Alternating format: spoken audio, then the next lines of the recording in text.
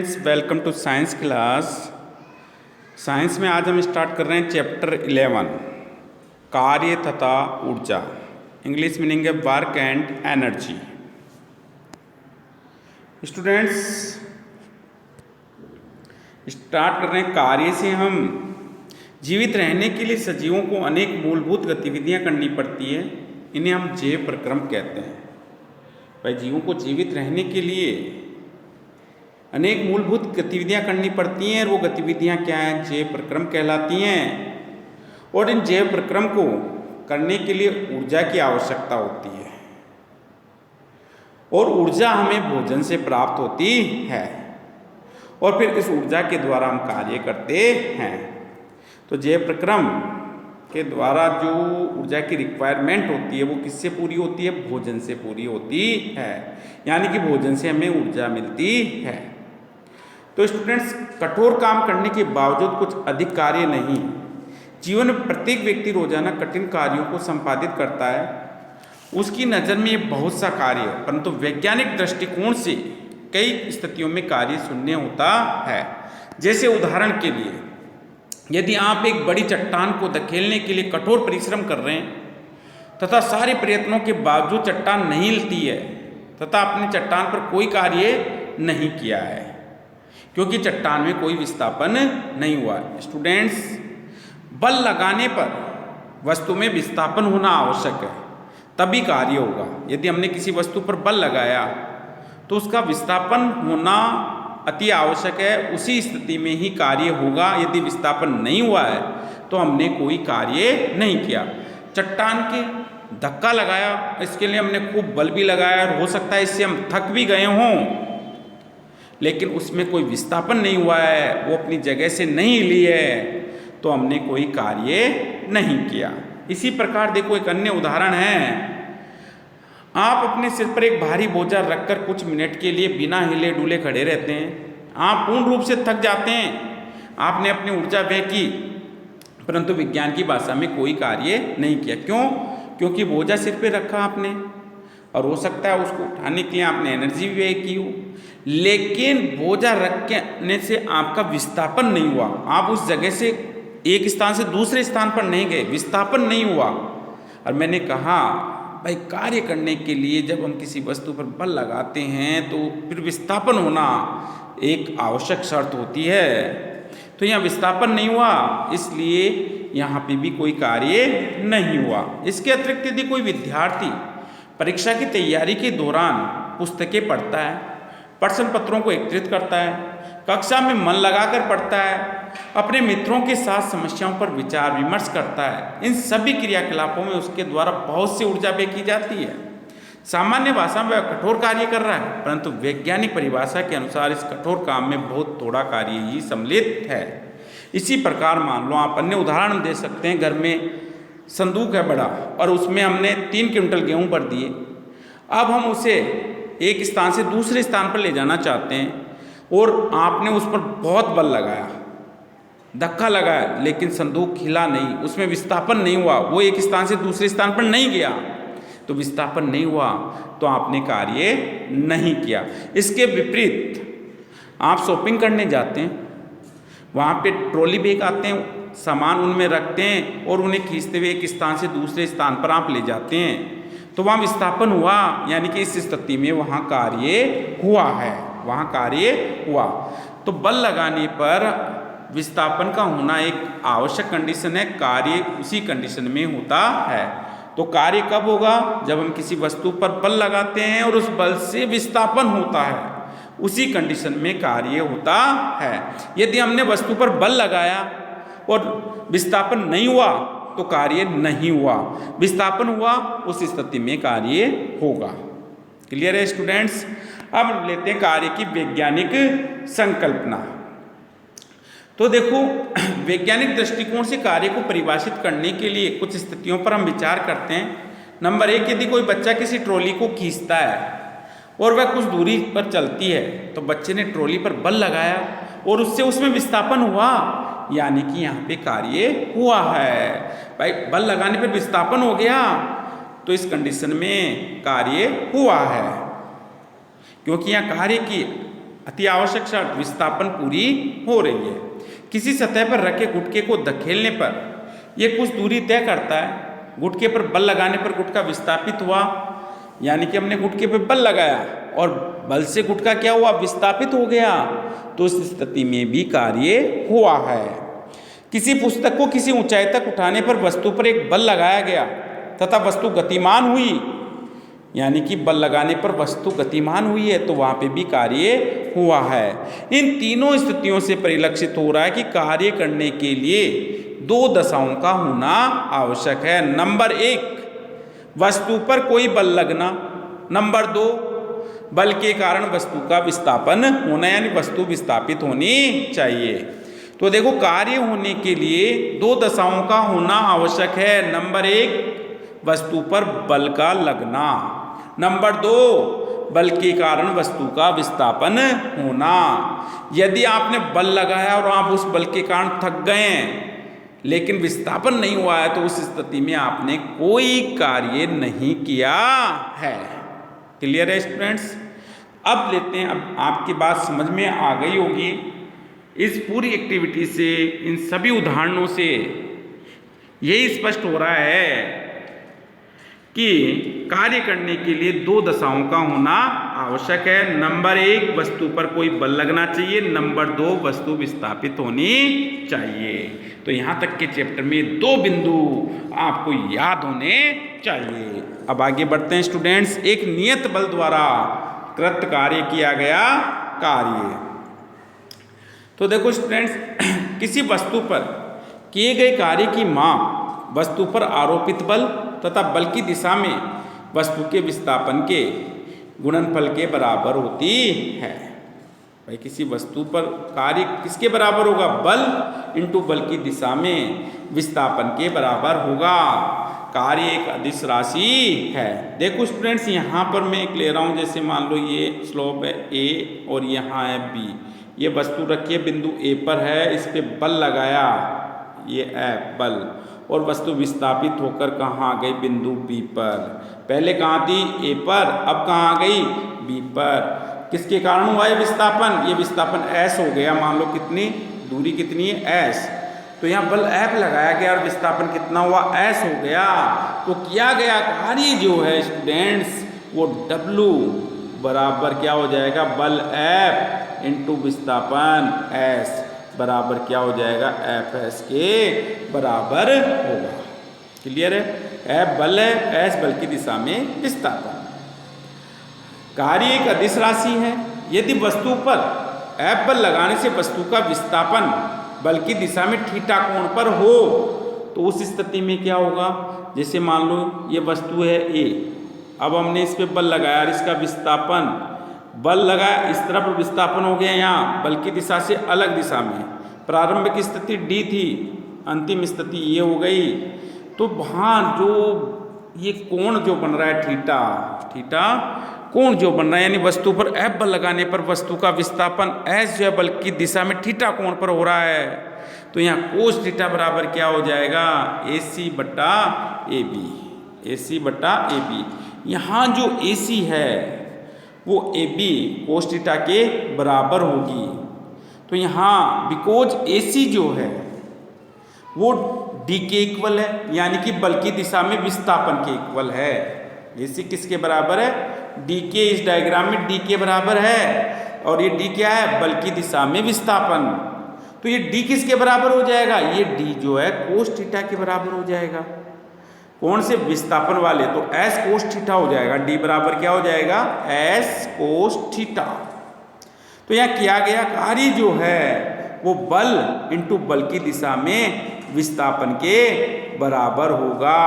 तो यहाँ बल तो क्या हो गया? W बराबर हो जाएगा F इंटू विस्थापन जो है वो बल D हो गया, और यहाँ D जो है वो किसके बराबर होगा?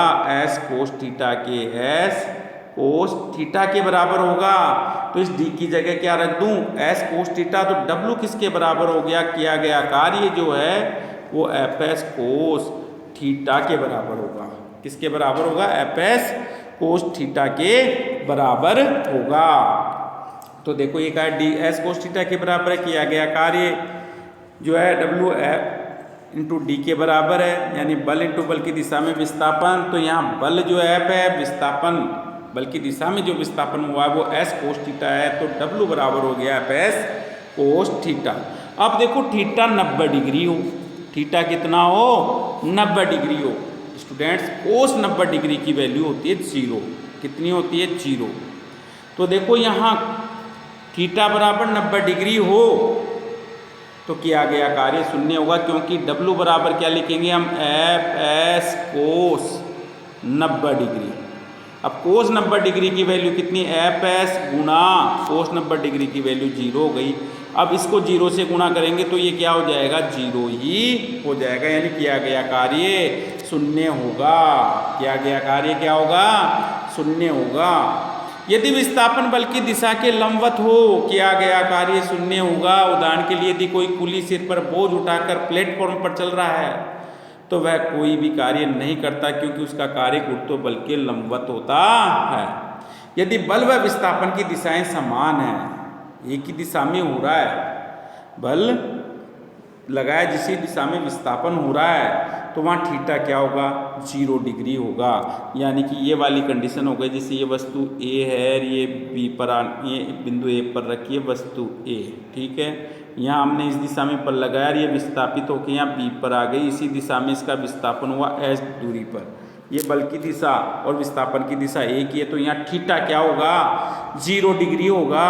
और कोस 0 की वैल्यू कितनी होती है, कोस 0 डिग्री की वैल्यू 1 होती है, इसका मान 1 होता है। तो यहाँ किया गया कार्य क्या हो जाएगा W बराबर F S cos theta, cos theta की वैल्यू यहाँ 0 डिग्री है तो एफ एस कोस 0 डिग्री हो गया, और कोस 0 की वैल्यू 1 है, तो किया गया कार्य एफ इंटू एस के बराबर होगा।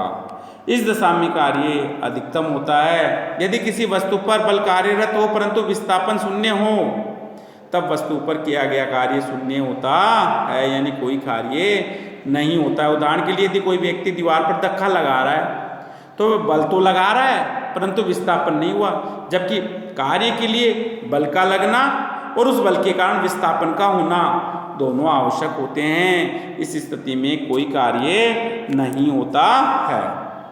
अब देखो कार्य के प्रकार। कार्य 2 प्रकार के होते हैं, एक धनात्मक कार्य, दूसरा ऋणात्मक कार्य। धनात्मक कार्य यदि बल व विस्थापन के लिए कोण थीटा न्यून कोण है, न्यून कोण का मान मतलब है थीटा का मान 90 डिग्री से कम है, तब कोस थीटा धनात्मक होगा, तब किया गया कार्य धनात्मक होगा। यदि बल व विस्थापन के बीच कोण अधिक कोण है, अधिक कोण का मतलब है कि 90 डिग्री से अधिक, यानी थीटा का मान 90 डिग्री से अधिक है, 90 डिग्री से अधिक है, तब कोस थीटा ऋणात्मक होगा। अतः किया गया कार्य भी क्या होगा ऋणात्मक होगा, यानी 90 डिग्री से अधिक थीटा, उससे अधिक कितना 180 डिग्री था, ठीक है। तो कार्य कितना कैसा होगा ऋणात्मक। तो क्योंकि कार्य बराबर, चूंकि कार्य बराबर क्या होगा बल इंटू बल की दिशा में विस्थापन। अब देखो कार्य का मात्रक निकालने के लिए हम क्या करेंगे, कार्य को W से लिखते हैं, बल को जो है F से लिखते हैं, विस्थापन को S से लिखते हैं, ठीक है। अब कार्य का मात्रक, बल का मात्रक क्या होता है न्यूटन, और विस्थापन का मात्रक क्या होगा मीटर। तो इसका कार्य का मात्रक हो गया न्यूटन मीटर। क्या हो गया न्यूटन मीटर, शॉर्ट में लिखते हैं NM, ठीक है NM। तो एमकेएस पद्धति में कार्य का मात्रक क्या न्यूटन मीटर। न्यूटन मीटर जो है इसे जूल भी कहते हैं, क्या कहते हैं इसे जूल, और इसे कैपिटल J से प्रदर्शित करते हैं। अब देखो 1 जूल किसे कहेंगे, ये 1 जूल की परिभाषा हो गई यहाँ। 1 जूल बराबर होगा 1 न्यूटन इंटू 1 मीटर। यदि किसी वस्तु पर 1 न्यूटन बल लगाया जाता है और वह 1 मीटर विस्थापित हो जाती है तो किया गया कार्य 1 जूल कहलाता है। किया गया कार्य क्या कहलाता है 1 जूल कहलाता है। अब देखो उदाहरण, किसी वस्तु पर 5 न्यूटन बल लग रहा है और बल की दिशा में वस्तु 2 मीटर, ये वस्तु है, इस पर बल लगाया कितना 5 न्यूटन, और इसी दिशा में ये विस्थापित हो गई, इसी दिशा में क्या हो रही है ये विस्थापित हो जाती है। यानी कि यहाँ थीटा क्या है 0 डिग्री है, थीटा क्या है यहाँ 0 डिग्री है कुल मिला के। तो देखो यहाँ वस्तु 2m मीटर विस्थापित होती है। यदि विस्थापन होते समय लगातार वस्तु पर बल लगता रहे तो किया गया कार्य W बराबर होगा Fs, क्योंकि यहाँ थीटा 0 डिग्री है। F की वैल्यू कितनी है 5 न्यूटन और S का मान कितना है 2 मीटर। 5 गुना 2 10 न्यूटन मीटर, या कह सकते हैं 10 जूल। तो किया गया कार्य यहाँ क्या होगा 10 जूल होगा। अब देखो नेक्स्ट उदाहरण दिया है, किसी वस्तु पर 7 न्यूटन का बल लगता है। मान लीजिए बल की दिशा में विस्थापन 8 मीटर है। बल की दिशा में विस्थापन हो रहा है, यानी कि यहाँ थीटा 0 डिग्री है। मान लीजिए वस्तु के विस्थापन के समय लगातार वस्तु पर बल लगता रहता है। इस स्थिति में किया गया कार्य, तो देखो यहाँ बल कितना है 7 न्यूटन दिया गया है। F बराबर 7 न्यूटन। S बराबर कितना है 8 मीटर दे रखा है। W बराबर Fs, F का मान रखा 7, S का मान 8, 7 को 8 से गुणा किया 56, ये न्यूटन ये metre. 56 newton metre, newton metre को जूल भी कहते हैं, तो हम लिख सकते हैं बराबर 56 जूल। क्लियर है। अब देखो नेक्स्ट उदाहरण दे रखा है, एक कुली 15 किलोग्राम का बोझ 15 किलोग्राम का बोझ धरती से 1.5 मीटर ऊपर उठाकर अपने सिर पर रखता है। उसके द्वारा बोझे पर किए गए कार्य का परिकलन कीजिए। तो देखो स्टूडेंट्स, यहाँ जो F होगा, पहले मैं थोड़ा सा आपको बता दूं, F बराबर होता है ma। m द्रव्यमान है, द्रव्यमान आ जाता है उस कंडीशन में लागू होगा। a त्वरण है। अब देखो कुल्ली उसे धरती से उठाकर अपने सिर पर रख रहा है, वजन को धरती से उठाकर, यानी कि यहाँ जो कार्य हो रहा है वो गुरुत्वाकर्षण बल के विपरीत दिशा में हो रहा है। ठीक है, तो यहाँ त्वरण एक काम में नहीं आएगा, सामान्य त्वरण काम में नहीं आएगा। उस कंडीशन में ये जो है गुरुत्वीय त्वरण के बराबर होगा, तो सूत्र हो जाएगा F बराबर mg, यानी F किसके बराबर होगा mg के बराबर होगा। m द्रव्यमान है, g यहाँ क्या है गुरुत्वीय त्वरण है। क्लियर है। अब आ जाओ स्टूडेंट्स, तो देखो बोझ का द्रव्यमान 15 किलोग्राम, m हो गया ये, विस्थापन S 1.5 मीटर, किया गया कार्य W बराबर Fs। अब मैंने बताया यहाँ F द्रव्यमान आ गया, तो F किसके बराबर होगा mg के। ठीक है, इंटू S अपनी जगह, m 15, g का मान जो है 9.8 होता है वैसे तो, लेकिन यहाँ राउंड ऑफ में लिया है इसको 10। ठीक है, 10 लिख लिया, इंटू 1.5 गुणा किया, कितना आ गया ये 225 newton metre. Newton metre joule भी कहलाता है, तो बराबर हम लिख सकते हैं 225 जूल। तो देखो यहाँ कुली द्वारा बोझे पर किया गया कार्य कितना होगा 225 जूल होगा। अब देखो स्टूडेंट्स नेक्स्ट है, हम कब कहते हैं कि कार्य किया गया है।